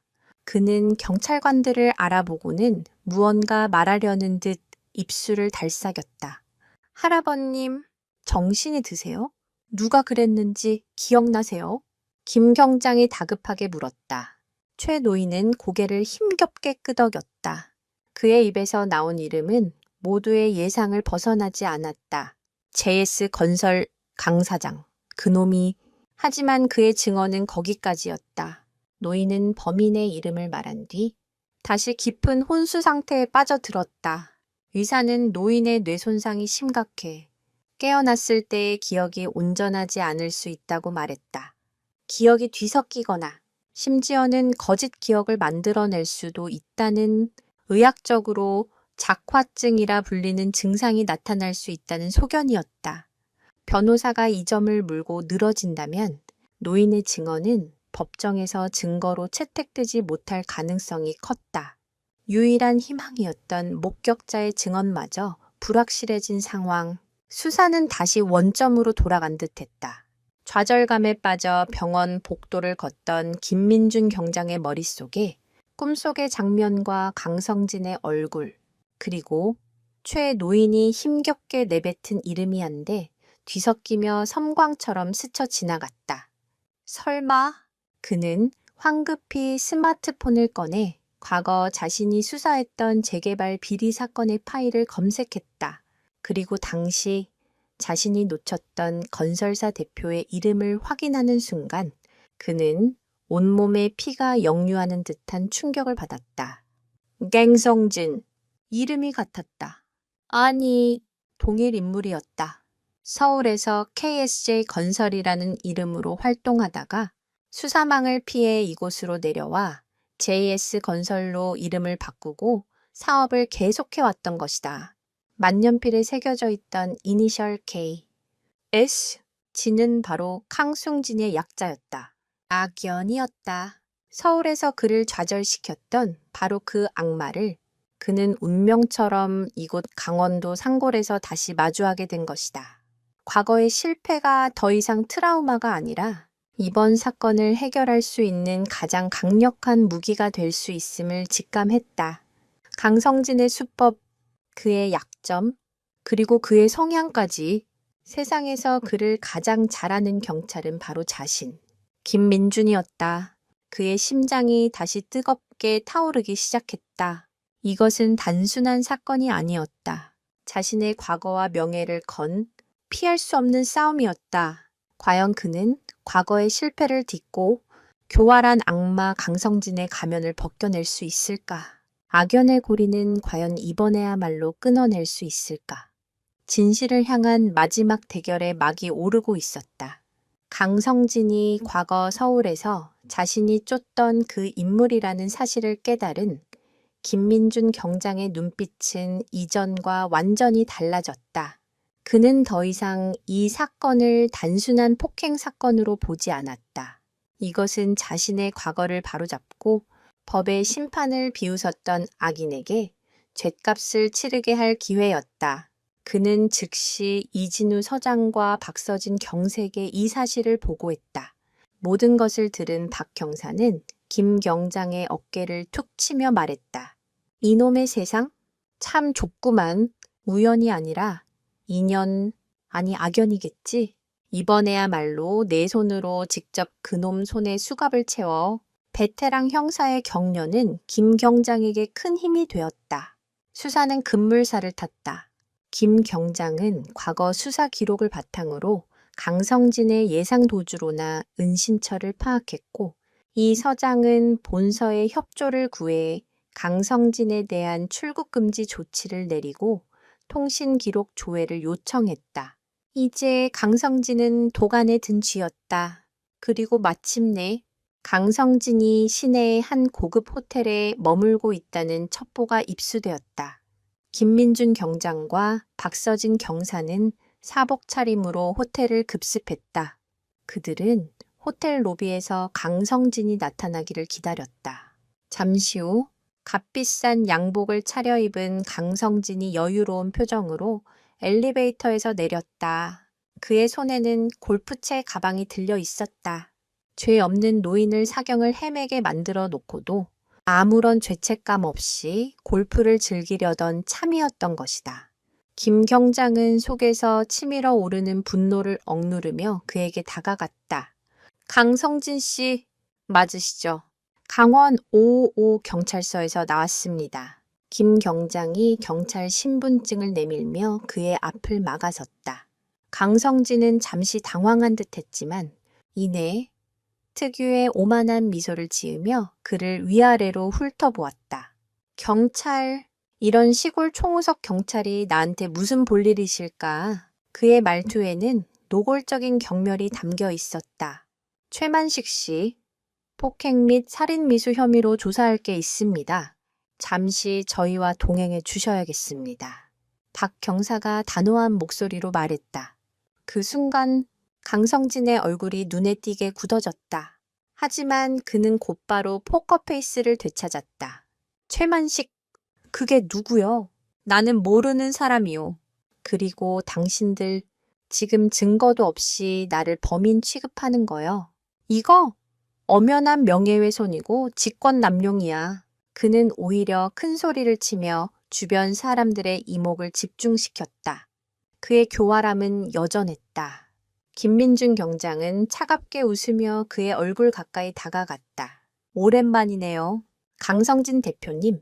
아니, 예전 이름인 KSA 건설 대표님이라고 불러드려야 하나. 김 경장의 말에 강성진의 눈동자가 세차게 흔들렸다. 그는 눈앞의 젊은 경찰이 몇 년 전 서울에서 자신을 끈질기게 물고 늘어졌던 바로 그 형사라는 사실을 깨달았다. 예상치 못한 악연의 재회에 그의 오만한 얼굴에 처음으로 당혹감이 어렸다. 네? 네가 어떻게 여기에? 그건 경찰서에 가서 천천히 얘기하시죠. 김 경장이 그의 팔을 잡으려던 순간 호텔 밖에 세워둔 경찰차에서 대기하던 이 서장에게서 무전이 왔다. 김순경, 걔들이 지금 경찰서에서 사라졌다. 청천벽력 같은 소식이었다. 파출소에서 보호 중이던 백구, 황구, 복실이가 갑자기 짖기 시작하더니 문이 열린 틈을 타 뛰쳐나가 어디론가 사라졌다는 것이었다. 걔들의 갑작스러운 실종, 그것은 결코 좋은 징조가 아니었다. 바로 그때 그들의 뒤에서 맹렬한 짖음소리가 들려왔다. 호텔 회전문을 뚫고 3마리의 진돗개가 쏜살같이 달려 들어오고 있었다. 녀석들은 파출소에서부터 무언가에 이끌린 듯 냄새를 따라 이곳 호텔까지 강성진을 추격해 온 것이었다. 3마리의 개들은 다른 사람들은 거들떠보지도 않고 오직 강성진을 향해 일직선으로 달려들었다. 그리고는 그의 주변을 빙빙 돌며 금방이라도 물어뜯을 듯이 사납게 지저대기 시작했다. 털을 곤두쓰고 이빨을 드러낸 모습은 주인을 지키던 충견이 아니라 원수를 마주한 맹수 그 자체였다. 호텔 로비는 순식간에 아수라장이 되었다. 사람들은 비명을 지르며 흩어졌고 호텔 직원들은 어쩔 줄 몰라 했다. 강성진은 사색이 되어 뒷걸음질 쳤다. 저리 가. 이 미친 개들 저리 치워. 그는 겁에 질려 소리쳤지만 개들의 기세는 더욱 맹렬해졌다. 백구는 강성진의 바짓가랑이를 물고 늘어졌고 황구와 복실이는 그의 앞을 막아서며 퇴로를 차단했다. 김민준 경장과 박서진 경장은 이 예상치 못한 상황에 놀라면서도 직감적으로 이것이 결정적인 순간임을 깨달았다. 개들은 알고 있었다. 자신들의 주인을 해친 원수가 바로 눈앞의 저 남자라는 것을. 녹음기에서 들려왔던 목소리, 그리고 그의 몸에 희미하게 남아있는 주인의 냄새와 피 냄새를 녀석들은 절대 잊지 않았던 것이다. 강성진은 필사적으로 부인하고 있었지만 동물들의 순수한 분노는 그 어떤 증언보다 더 강력하게 그의 죄를 고발하고 있었다. 진실을 향한 으르렁거림이 호텔 로비 전체를 서늘하게 울리고 있었다. 3마리의 진돗개는 훈련된 경찰견처럼 완벽한 포위망을 구축하여 강성진을 압박했다. 강성진은 겁에 질려 뒷걸음질치다. 결국 로비 중앙의 소파에 엉덩방가를 찍고 말았다. 그의 비싼 양복과 오만한 표정은 온데간데 없고 겁에 질린 생쥐의 모습만 남아있었다. 김민준 경장은 이 기회를 놓치지 않았다.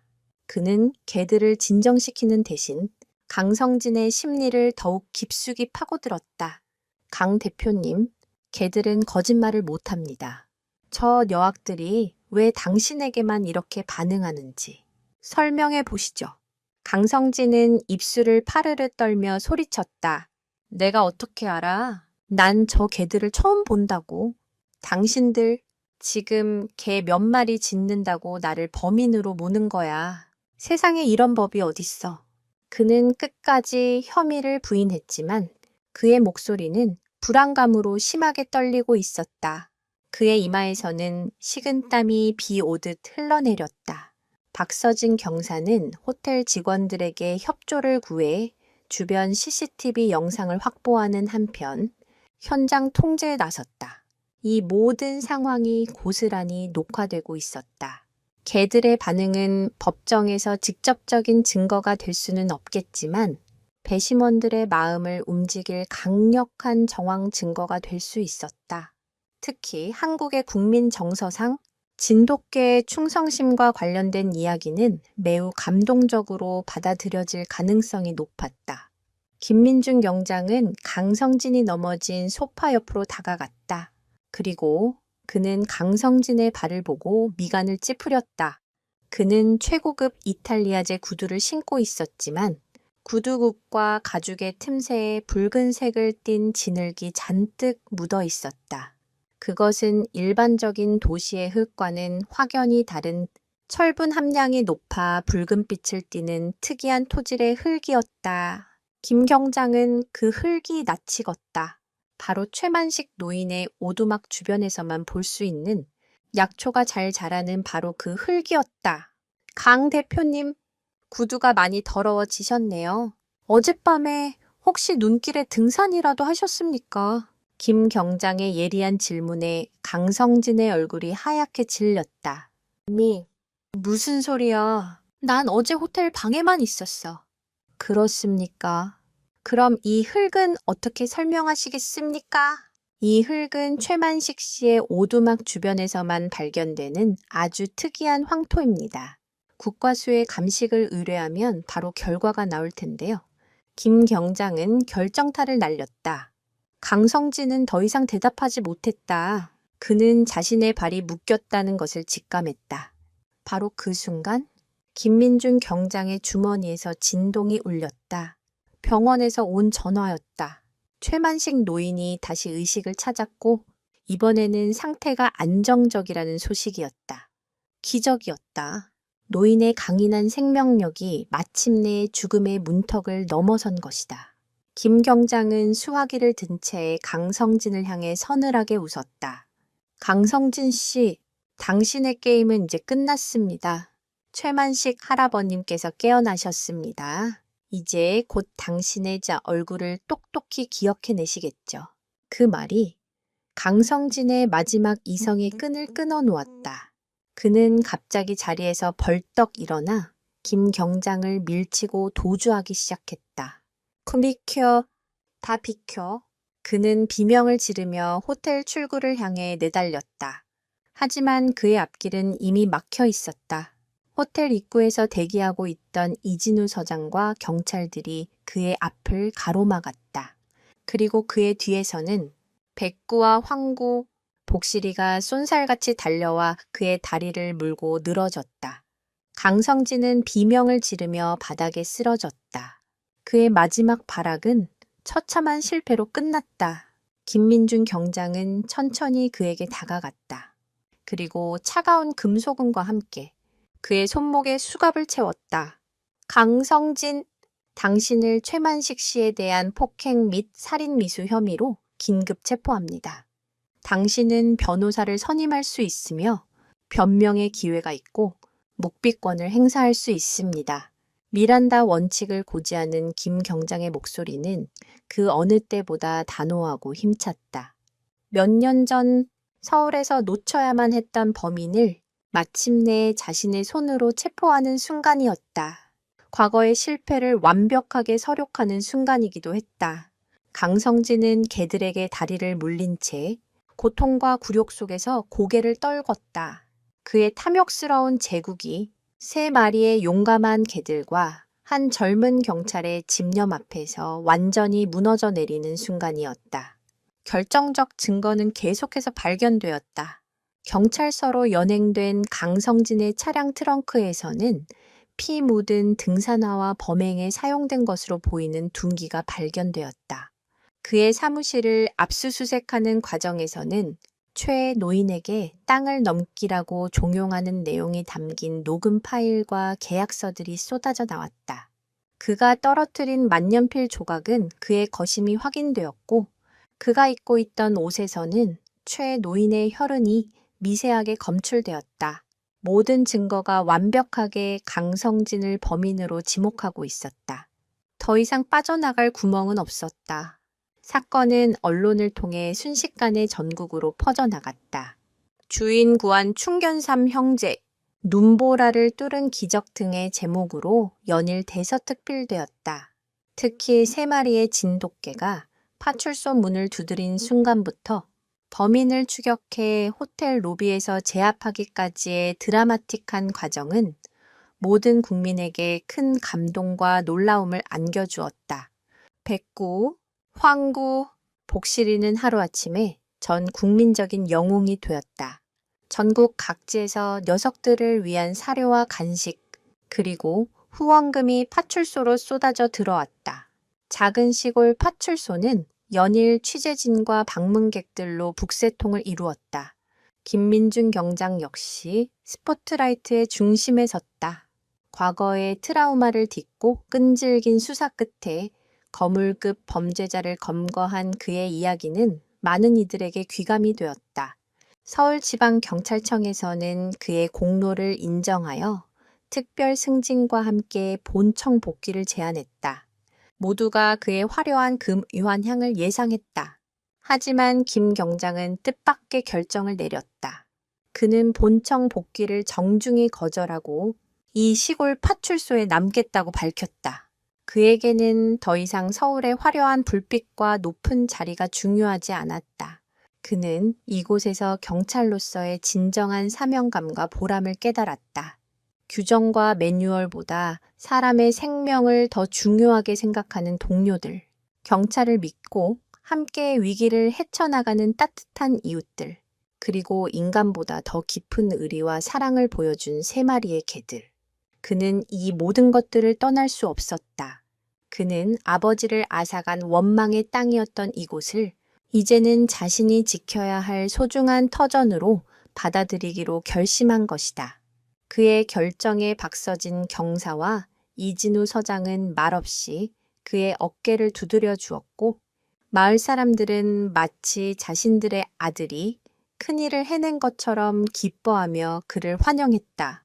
한편 병원에 입원 중이던 최만식 노인은 기적적으로 건강을 회복했다. 그는 의식을 되찾자마자 자신을 구해준 모든 이들에게 감사를 표했다.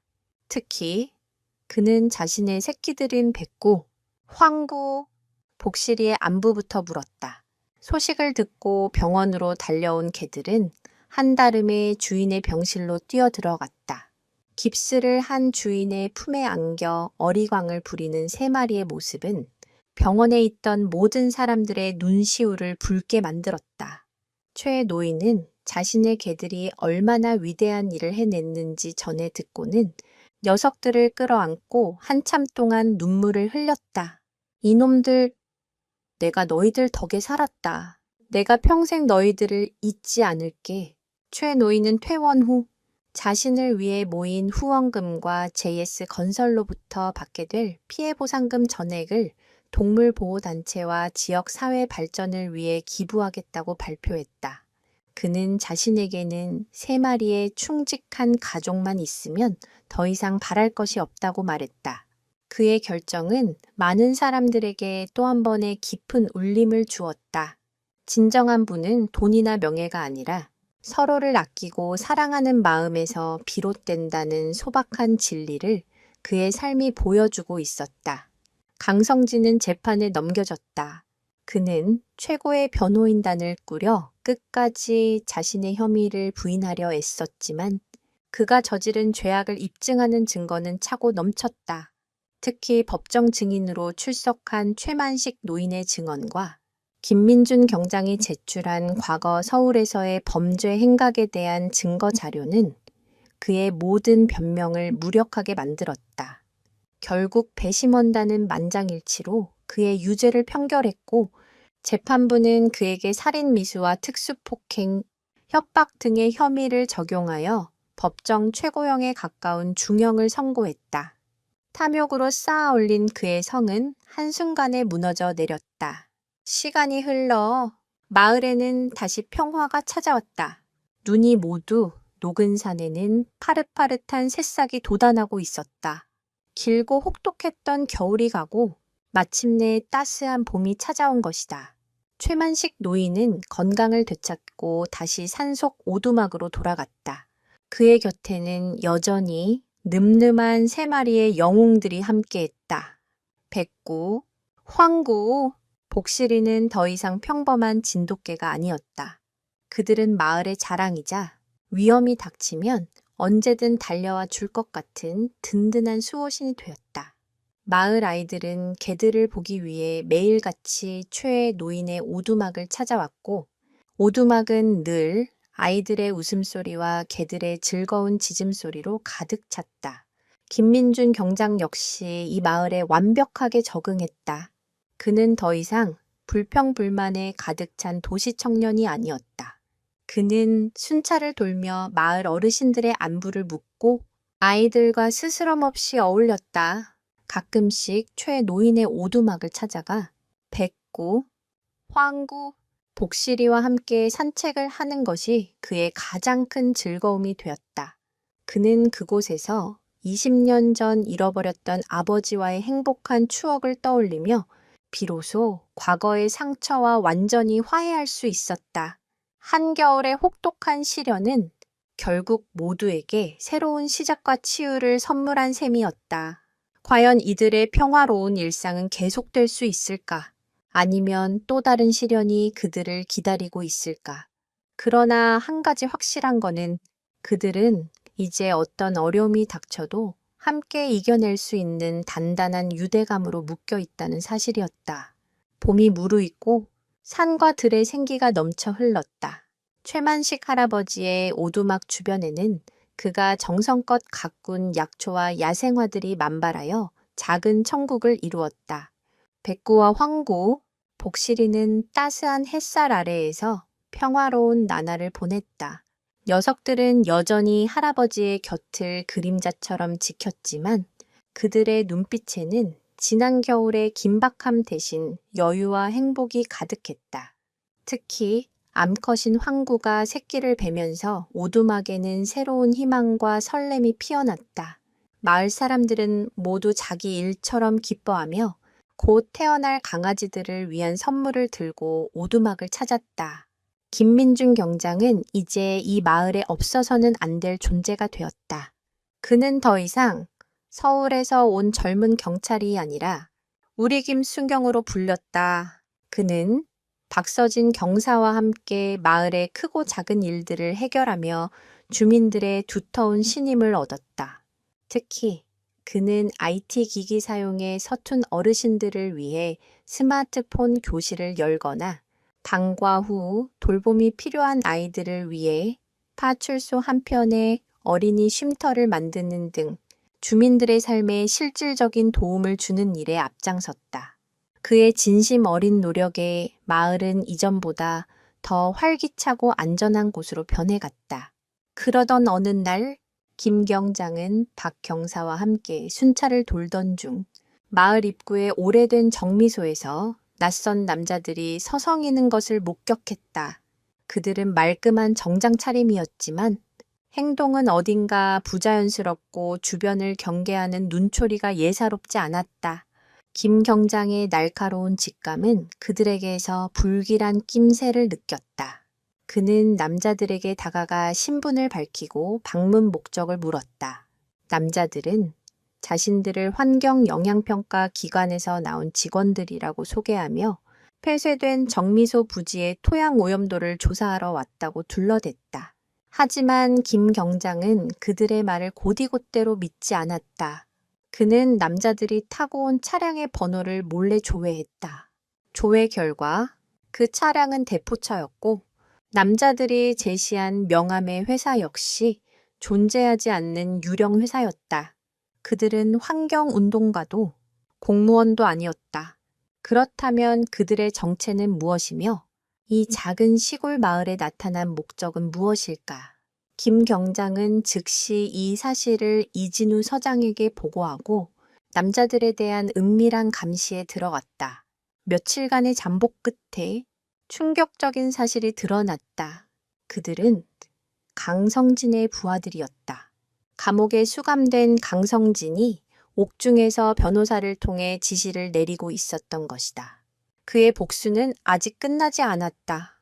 그는 자신을 무너뜨린 이 마을 전체의 앙심을 품고 마을의 젖줄인 상수원 근처의 폐정미소 부지에 몰래 산업 폐기물을 매립하려는 끔찍한 계획을 세우고 있었다. 만약 계획이 성공한다면 마을의 식수는 중금속에 오염될 것이고 주민들의 건강과 생계는 돌이킬 수 없는 타격을 입게 될 터였다. 그것은 조용하고 악랄한 마을 전체를 향한 테러나 다름없었다. 김 경장과 박 경사는 증거를 확보하기 위해 한밤중에 패정미소로 잠입했다. 그곳에서는 이미 대형 트럭이 들어와 땅을 파헤치고 정체불명의 드럼통들을 묻는 작업이 한창이었다. 그들이 증거 사진을 찍으려던 순간 잠복을 눈치챈 강성진의 부하들에게 발각되고 말았다. 10여 명의 남자들이 쇠 파이프와 강목을 들고 그들을 애워쌌다. 수적으로 절대적인 열세였다. 내 놈들이었구나. 우리를 엿보고 다닌 쥐새끼들이 여기서 조용히 흙 맛이나 보고 사라져라. 우두머리로 보이는 남자가 비열하게 웃으며 그들에게 다가왔다. 절체절명의 위기의 순간 어둠 속에서 섬광처럼 세 개의 그림자가 나타났다. 백구, 황구, 폭실이었다. 최만식 할아버지는 며칠 전부터 마을 주변을 맴도는 낯선 냄새와 밤마다 들려오는 미세한 소음을 수상하게 여겼다. 그리고 오늘 밤 낌새를 채고 집을 나서는 김 경장의 뒤를 몰래 밟았던 것이다. 3마리의 개들은 주인을 해치려 했던 자들의 냄새를 똑똑히 기억하고 있었다. 녀석들은 지체 없이 괴한들에게 달려들었다. 만삭의 몸인 황구마저도 용맹하게 싸움에 가담했다. 개들의 예상치 못한 등장에 괴한들은 당황했고 그 틈을 타 김 경장과 박 경사는 반격에 나섰다. 파출소에서 연락을 받고 출동한 이 서장과 마을 청년들이 현장에 셔터처럼 도착하면서 상황은 순식간에 역전되었다. 강성진의 부하들은 모두 현장에서 체포되었고 그들의 끔찍한 음모는 실행 직전에 저지되었다. 다시 한번 3마리의 영웅들이 마을을 위기에서 구해낸 것이다. 이번 사건으로 강성진은 추가 기소되어 남은 평생을 감옥에서 보내게 되었다. 그의 추악한 복수극은 완벽한 실패로 끝났다. 며칠 후 황구는 건강하고 예쁜 6마리의 새끼를 낳았다. 마을은 온통 축제 분위기에 휩싸였다. 최만식 할아버지는 강아지들에게 각각 용기, 희망, 스트렝그, 정기, 미디엄, 평화라는 이름을 붙여주었다. 그리고 그중 가장 늠름하게 생긴 첫째, 용기를 김민준 경장에게 선물했다. 김 경장은 이제 한 마리의 작은 생명을 책임지는 진정한 가족의 일원이 되었다.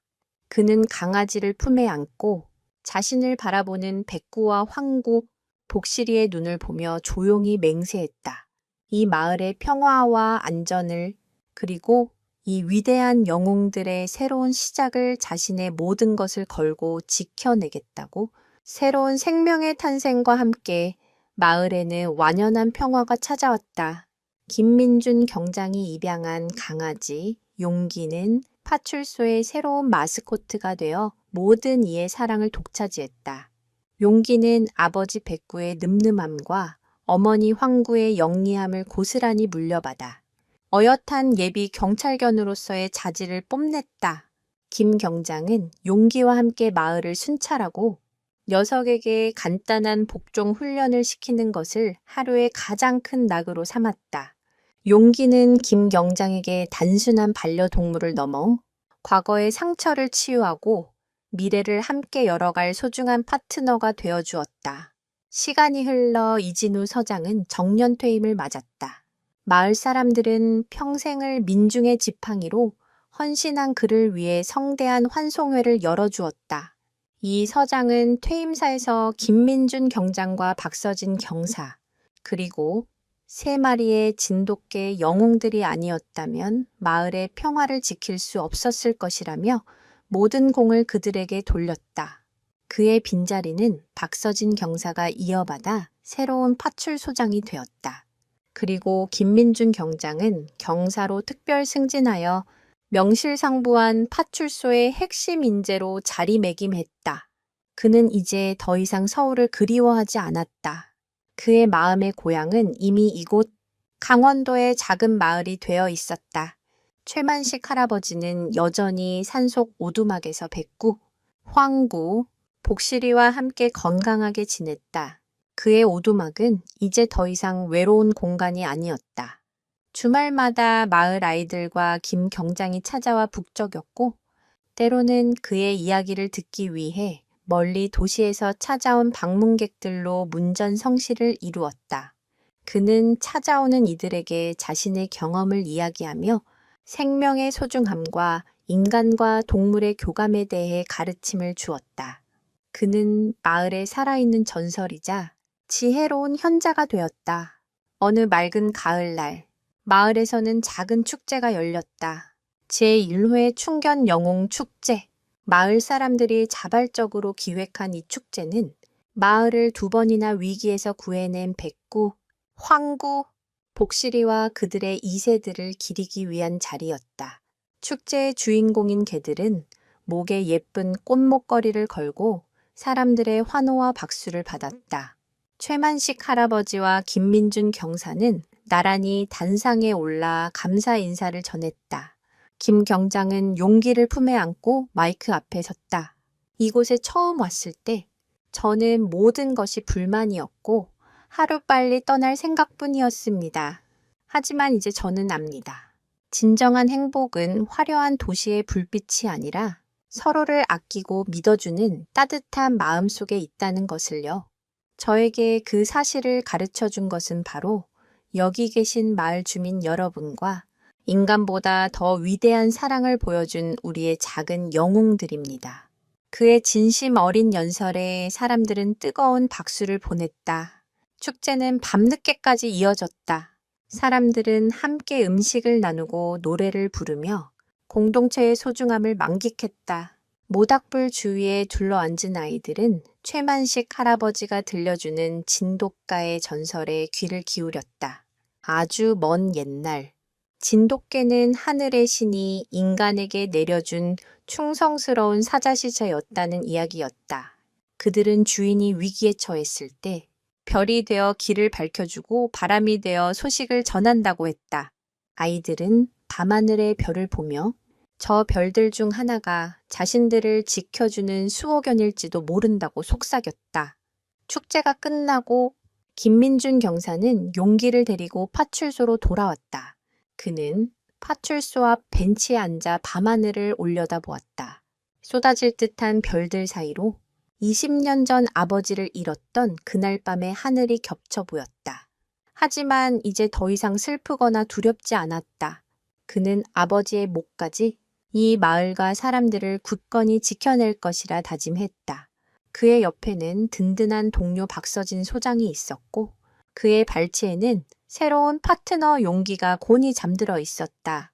그리고 멀리 산속 오두막에서는 3마리의 영웅들이 행복한 꿈을 꾸고 있을 터였다. 한겨울의 혹독한 눈보라 속에서 시작된 기적 같은 이야기는 이렇게 모두에게 따뜻하고 희망찬 새로운 시작을 선물했다. 그것은 단순한 해피엔딩이 아니었다. 사랑과 용기, 그리고 믿음이 있다면 어떤 시련도 이겨낼 수 있다는 영원히 계속될 이야기의 새로운 서막이었다. 저 멀리 최만식 할아버지의 오두막에서 백구의 힘찬 짖음 소리가 평화로운 밤 공기를 가르며 메아리쳤다. 마치 이 마을의 안녕과 행복을 영원히 지키겠다고 맹세하는 것처럼 오늘 제가 준비한 이야기는 여기까지입니다. 한겨울의 추위보다 더 차가운 인간의 탐욕, 그리고 그 추악한 진실을 밝혀낸 것은 결국 말 못하는 짐승들의 순수하고 위대한 사랑이었습니다. 백구와 황구, 복실이의 이야기는 우리에게 진정한 가족의 의미와 생명의 소중함을 다시 한번 일깨워 줍니다. 이들의 용감한 여정은 앞으로도 오랫동안 많은 사람들의 가슴 속에 희망의 불씨로 남아 기억될 것입니다. 우리가 살아가는 이 세상에도 여전히 자신의 이익을 위해 타인의 삶을 짓밟는 사람들이 존재합니다. 하지만 동시에 자신의 모든 것을 걸고 약자를 보호하고 정의를 실현하려는 용기 있는 이웃들과 아무런 대가 없이 우리에게 무한한 사랑과 믿음을 주는 소중한 반려동물들이 함께 살아가고 있습니다. 오늘 밤 잠시 시간을 내어 곁에 있는 소중한 존재들에게 따뜻한 말 한마디를 건네보는 것은 어떨까요? 작은 관심과 사랑이 모여 세상을 바꾸는 기적을 만들어낼 수 있을지도 모릅니다.